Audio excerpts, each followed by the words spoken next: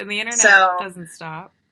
yeah, and even my clients who have physical locations, I mean, they still need to send out stuff about we're closed or here are our hours or here's how to get in touch with us or whatever it is. So, Yeah. but they're getting laid off and they can't get rid of me. They still need me. That's good. That's good. Awesome. I Yeah. know a lot of my students are interested in like web design, like that kind of thing, but I honestly don't think they're even aware that so I teach high school. I don't think they're even aware that what you do is a job. So I've already started recording. If you want to just start with like who you are and what you do, and did you always do that for a job? Yeah, absolutely. So my name is Abbie McGilvery. I am a social media strategist. I live here in Maine. Um, and social media strategist sounds really big and scary. But what I will say is I probably, like many of you, had no idea what that even meant or that that was even an option. Yeah. I'm 38, much older than all of your students. But when I was growing up, there wasn't I got my first email account when I went to college, and so things are really different. And I think kids kind of know what social media is. Teenagers know what social media is, but they don't really know how you can turn it into money other than starting a YouTube channel and getting sponsors to sponsor your YouTube channel. I have a son who's 14, and that's what a lot of his friends kind of talk about doing. But I'm always saying to him, actually, there's a whole other world that your mother does. That is outside of the scope of that. So the long story short is I had no idea what I wanted to do when I graduated from high school. I went to college and studied psychology because I was interested in people and the way that people worked and what kind of made them make the decisions they were making and what influenced them. Which, when you think about it, if that's something you're interested in marketing because Totally. that's what marketing is. Oh It's yeah. all figuring out what people are going to respond to, how they're going to react, what they'll do as a result of what you're asking them to do.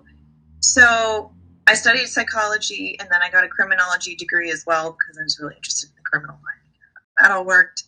Worked as a teacher, special education teacher for 4 years, did social work for a while, got into the nonprofit world, ended up doing communications along the way because people were just like, do you know how to do this? We don't know how to do this. I was like, sure, I'll try it and I'll do it.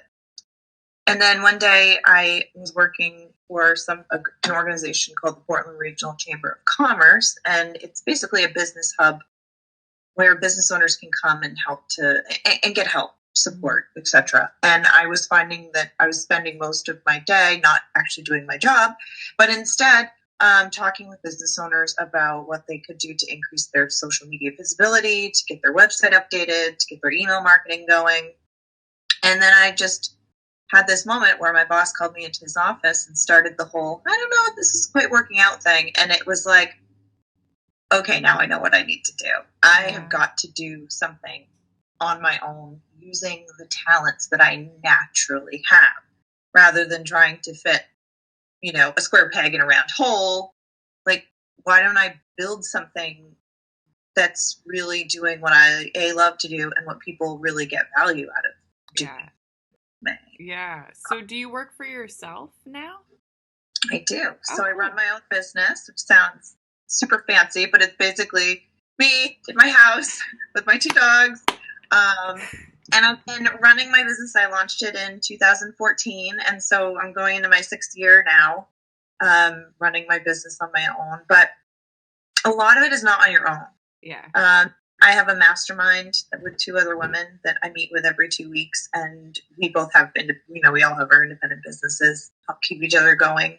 My business is called From the Nest, and one of the reasons why it's called From the Nest is because I have lots of people in my nest who do things that I don't do. I dabble in, updating websites and helping people plan what their websites are going to look like and their site maps and things like that. So if you're interested in web design, that's a really good kind of place to start, is helping people figure out what they want to say and what their website might look like and their pages and stuff. But I'm not the one that designs and builds the websites. So I have referral partners that I work with who do that. I have people who do SEO and write blogs and keyword research and all of that stuff that are my contract employees that I hire to kind of do that stuff. Oh, wow. So yeah, so it's kind of alone, but not really. So you have a team that you employ under you for, okay, cool. Do you? Yeah, and it's on a contract basis, not like a, normal monthly salary, but like, hey, I've got a project. Right. I'm going to write up a proposal. Do you want to be a part of it? Mm-hmm. Yeah, totally. Can you talk about like kind of the job, like your day-to-day tasks of what you might do? You kind of said what you don't do. What do you do? Like, what does it look like day to day? Absolutely. So it's a little bit different every day, but I work with people in 3 different ways. So I have monthly clients who I have to do their daily posts for them. So I write all of their content. I write their content calendar, and then I spend some of my day taking that content and scheduling it out on social media, creating graphics to go with it, making sure that web pages are all up to date, etc. So there's kind of the daily, monthly management of that kind of stuff, and then there's a lot of like getting on Zoom calls and meeting with clients. Something comes up, figuring out what does that campaign look like and what do we need to do for it. So that's really fun. And then I also do coaching. So I work with a lot of people virtually. Used to do it in person, but now it's mostly virtual, where I help people through kind of a system that I have that I figured out over the past 6 years in terms of what business owners need to know before they really launch into a social media strategy. And I help them kind of figure out all those steps, from their brand to, are they doing email marketing? Are they doing a blog? Are they updating their website? What products do they sell? What are their values? All that kind of stuff. And really coach people through figuring that stuff out. So I get to spend part of my day being really bossy and telling people what to do, which is really fun. And then the other part of my day sometimes is that I do workshops. So I do virtual workshops and in-person workshops for groups of small business owners, organizations. And I work with a lot of kind of local networks to put those on so that it makes my life a little easier. I don't have to deal with registration and all that stuff. So some days I'm literally in my house for 8 hours during my work day. Okay, sometimes 6 hours during my work day. And I'm just writing content. And it's just like in a spreadsheet, writing content, calendar, making graphics. Yeah. Some days it's like I can get out and go do a workshop for 4 hours or meet with a client. So it's a little bit different every day.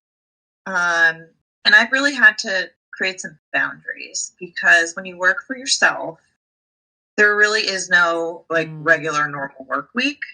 And when I first started doing this, I was working on Saturday and Sunday, and I was working until 8 o'clock at night because when you first start a business, there's a lot to do. But over time, I've kind of honed in on who I really want to work with, and what I really want to offer for services, so that when Friday at 5 o'clock comes, I'm done and I can have my weekends and enjoy my time. And I schedule things out for my clients over the weekends in advance, so I don't have to. So that's kind of my normal day to day. Yeah, you're not alone. I've interviewed a lot of other entrepreneurs and they say the same thing. Like, I used to take so much more than I do now, you know what I mean? And just you find your niche and audience and pricing and everything takes so long to put together. Yeah, that's so cool. Yeah. So what kind of businesses do you work for? Are they all different, or is it kind of like the same stream? It is totally different. I actually was just going through my past client list today because I'm starting just a short-term Facebook group for the clients that I've worked with in the past, just to help give them some support and worksheets. And, every week we're going to do a little kind of open call so people can ask questions and stuff, so I can help keep them going through all this that's going on. Yeah. And I've worked with over 175 businesses just coaching. And it's everything from coffee shops, real estate, business coaches, people who do energy work, Ayurveda, an herbalist. I've worked with people who do marketing and promotional products. I work with a woman who creates online programs for kids who love animals.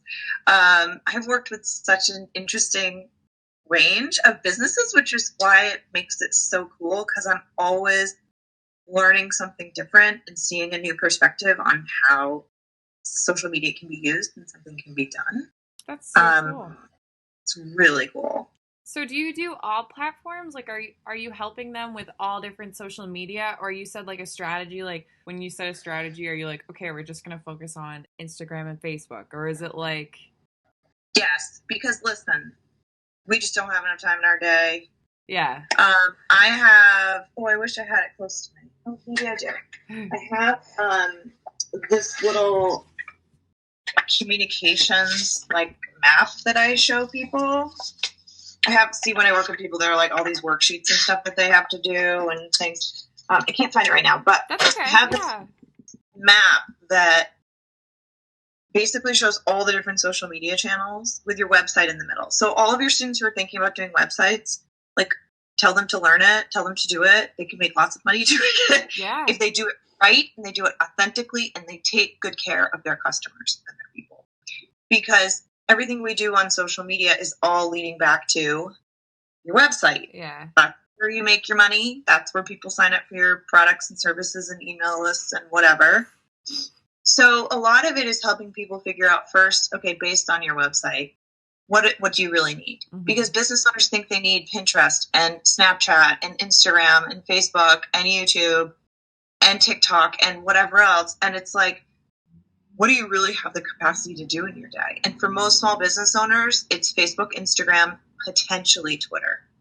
So if students can learn how to really use those 3 channels, they can be really on their road to helping other people figure out the world of hashtags, just tagging people, Instagram stories, like all these new things that are coming up that people get really nervous about are the things they need help with. Because those are the things that are scary, like Facebook Live. Sometimes I do sessions with people just so they can run through their Facebook Live so that when they push go, they're not freaking out. They've done it once before. Oh my gosh, so interesting. You're totally behind the scenes, and it's so time consuming to create content, schedule it out. And you obviously know like the times to put it out that work best. Like you have research-based practices, which is so yeah. These kids are gonna love this. They are all over all of these platforms. I know they are. Yeah, and a lot of it is, it's really different too, because doing social media for yourself is largely about, I want to get visible, I want to be seen, hey everybody, here's what I'm doing. Yeah. It seems really like icky and selfish to me sometimes. Weird. And there's always this like group of people who take it to the extremely like kind of selfish and it's all about me and like everything's a selfie kind of, right? Yeah. And then there are the people who are more thoughtful about, does this really talk to who I am? Like, does this really reflect my values? Would I want my grandmother seeing this? Because quite frankly, everything you should say run through the grandma filter. Yeah. Because my grandmother's still on Facebook and sees everything. Filter. But that's very, very different from, so knowing how to do social media, for yourself is very different from putting on a hat of, okay, I am now representing another business. Yeah. It's not about my voice and what I think is going to be cool and funny and whatever. It's about who the business is, what their values are, and who their audience is, and how they're really going to reach that audience. And so you have to step out of that like selfish social media and really look at it as a brand building opportunity for a business. And so there's a little bit of a mindset shift that sometimes needs to happen with people. I work with a lot of business owners who are like, I hate social media, or I never want to do it. And it's because they're always on their own personal Facebook seeing what's going on there. And it's pretty gross. Yeah. So. I know. And it's free. So like they're maximizing, they're paying for free. They have a free platform, Facebook, Instagram, whatever, but they're paying for you to maximize their social media accounts. So, yeah. Yes. Yeah. They pay for peace of mind. They pay for, like, okay, somebody's paying attention. Somebody's seeing every message. Somebody's seeing every, comment that comes through. Somebody's managing this. And that's what a lot of business owners really need, and they're willing to pay quite a bit of money to have that peace of mind, which is great. So you talked about your hours. Do you have like a typical amount that you work per week or clients you take? Like, do you have a cap? Oh gosh, I wish. I mean, it so changes Yeah, I know. over time. There are a lot of types of businesses in the world where you can like count how many widgets you're going to sell and how many hours go into doing that widget, and then figure out like the mathematics behind, okay, I need to sell this many widgets to make this amount of money. It just don't work like that in social media. It just doesn't. Yeah. Because what I have done is I have worked up my clients in such a way that I know what my maximum number of clients is before I start like freaking out how to use my weekend time. Yeah. Right. Which to me is like 3 monthly clients plus all the other stuff I'm doing, workshops and, you know. Cool. I got up to 8 monthly clients at one point, and I was like, I had to get rid of a couple clients. I had to just say, I don't have the capacity to take care of you, and it would not be okay for me to continue on working with you because I've been messed up. Like, I cannot do this. And most of them were like, just take 3 months, figure it out. And then they came back, you know, and still worked with me. So at least I was honest with them about it. But I mean, I always shoot for making at least $1,000 a week. And it sounds like a lot, but when you've got monthly clients who are paying you on a regular basis, it you know, you can do that. I've found that I can survive on $2,500, $3,500 a month if I have to, and like actually afford a mortgage and, you know, food and a car and that kind of stuff.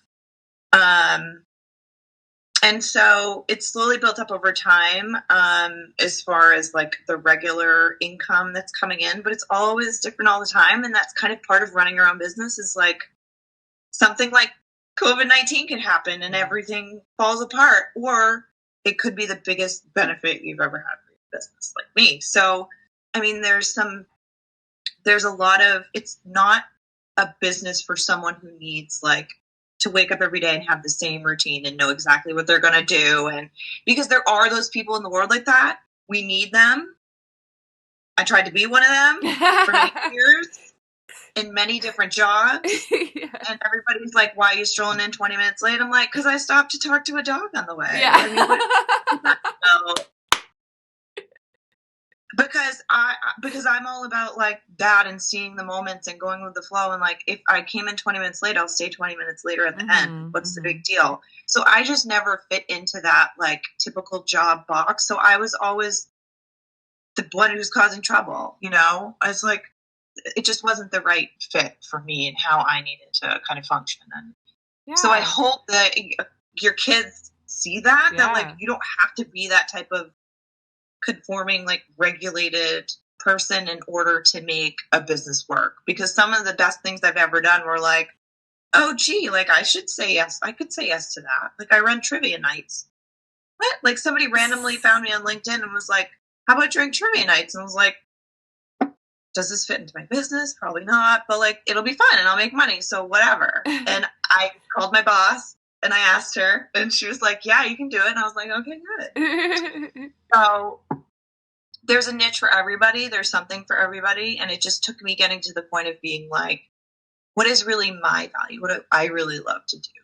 What am I naturally good at? Like, what are my superpowers when nobody's looking? Yeah.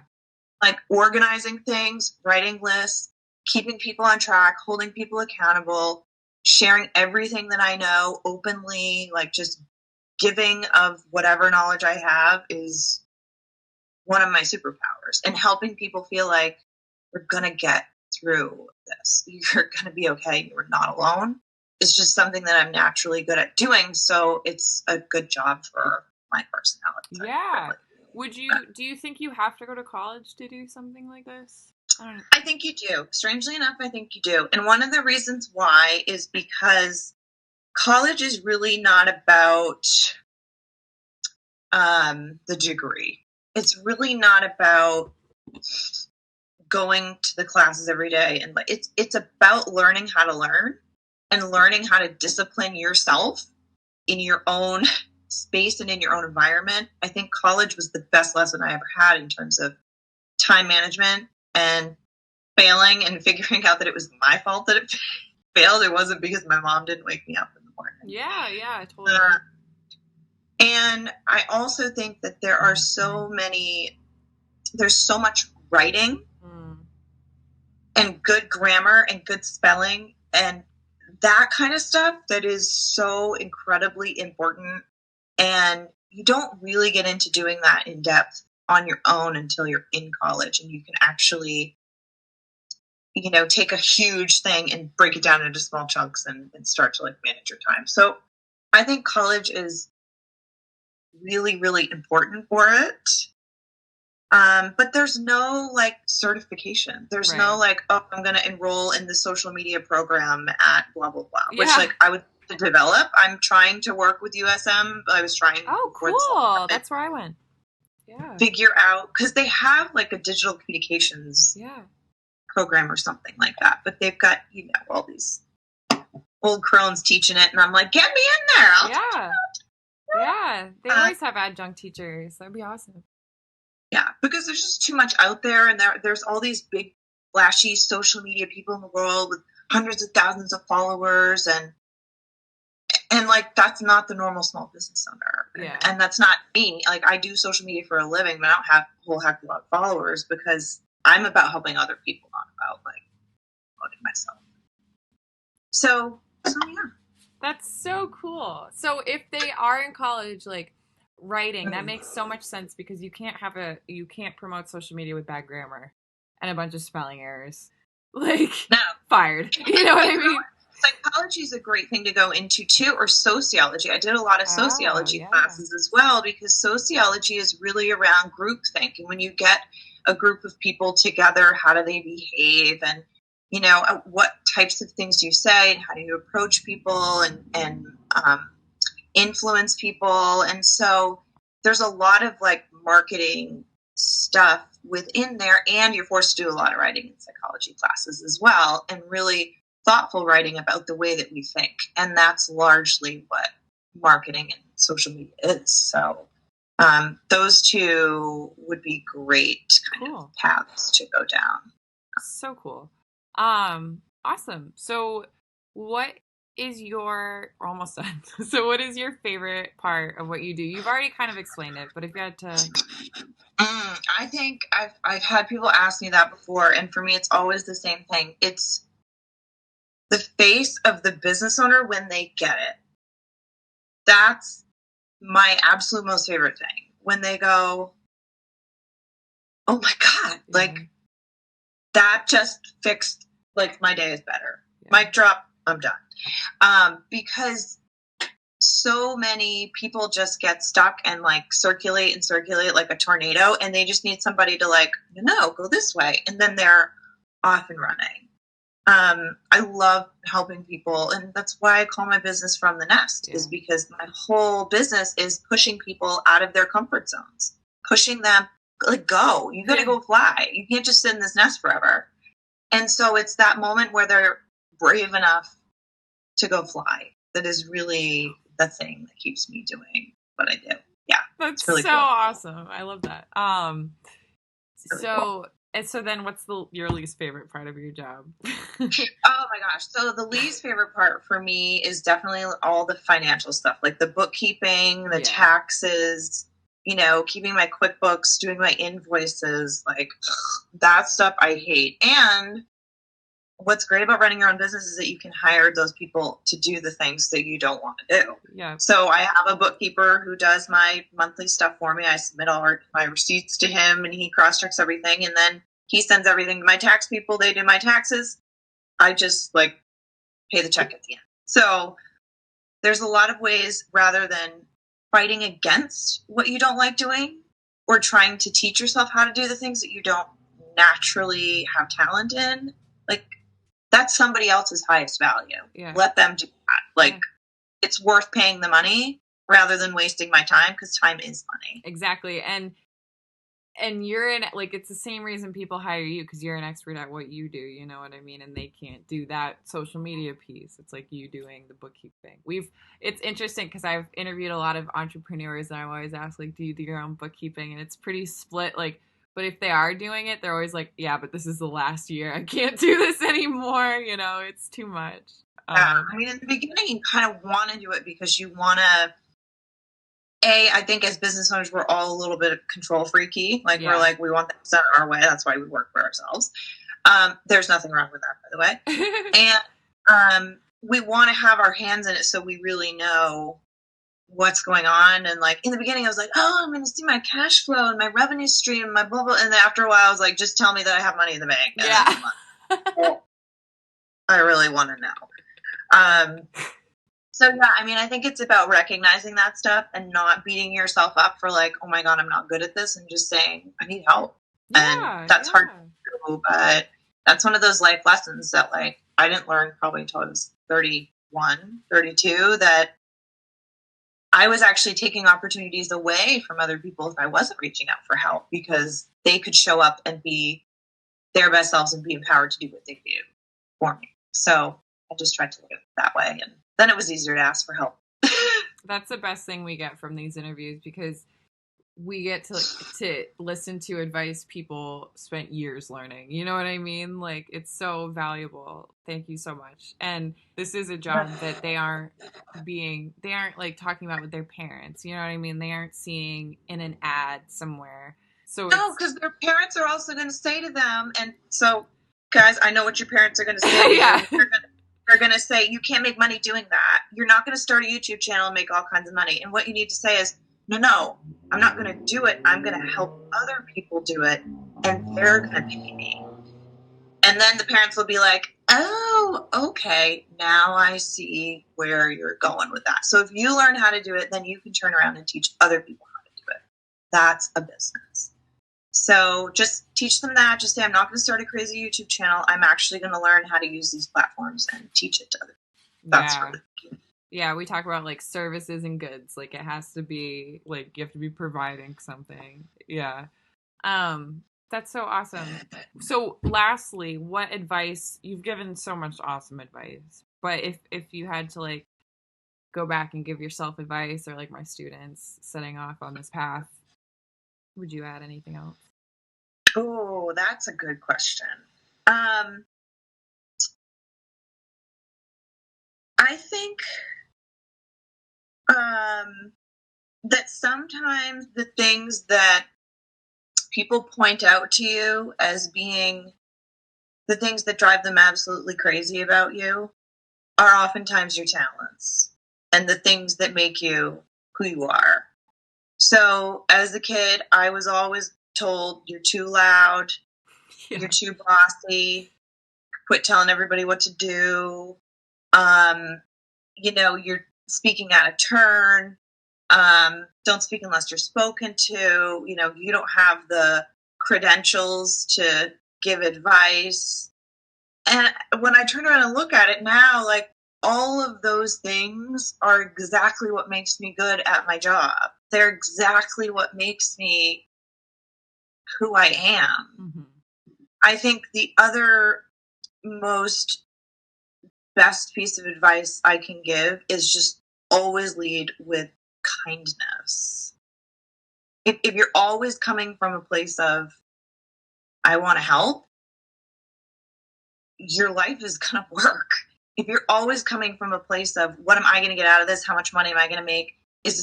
Then you're not really existing in the world as we're trying to make it these days.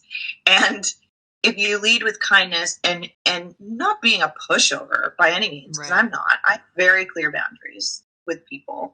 But there's always a way to say everything that you need to say in a kind way. Always.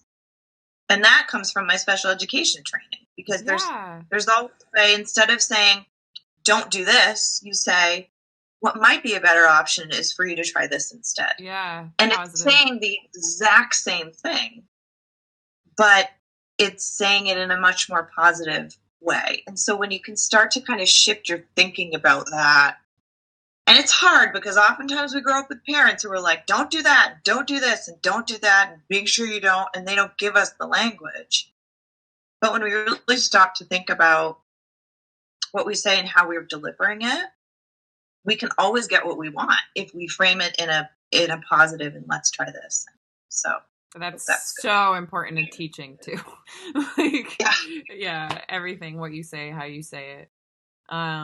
Cause, and also with you, cause you are your business, like everything is representing that name. You know what I mean? Like you can't voice, like, I mean, you aren't a pushover, but you can't like have like a written post somewhere that could come back on you, or like at these things these kids might accidentally do on social media or whatever out of impulse. It is their parents scare them and say it is forever, and the truth of the matter, it is forever, but you also can go back and clean yourself up. Yeah, you can go back and clean yourself up. And I mean, if your kids haven't done that, now is a great time to sit down and have them do that and think about their first employer and how their first employer is going to look at their profile. Because they'll say to you, oh, well, it's closed, it's private, they're not going to be able to see it. Well, listen, there are ways around that, trust me. And 82% of employers check personal Facebook pages when people apply for jobs. So, it's so important that they just go back through and figure out, and I don't know, do you ever have them do like a values worksheet to figure out like what their values are, or what, that'd be a good idea. I would love to do that. I'll send it to you. Oh, awesome. Yeah, and it's just this worksheet with a whole list of words, and they can just go through and circle like, these are the things that are important to me, and these are the values that are important to me.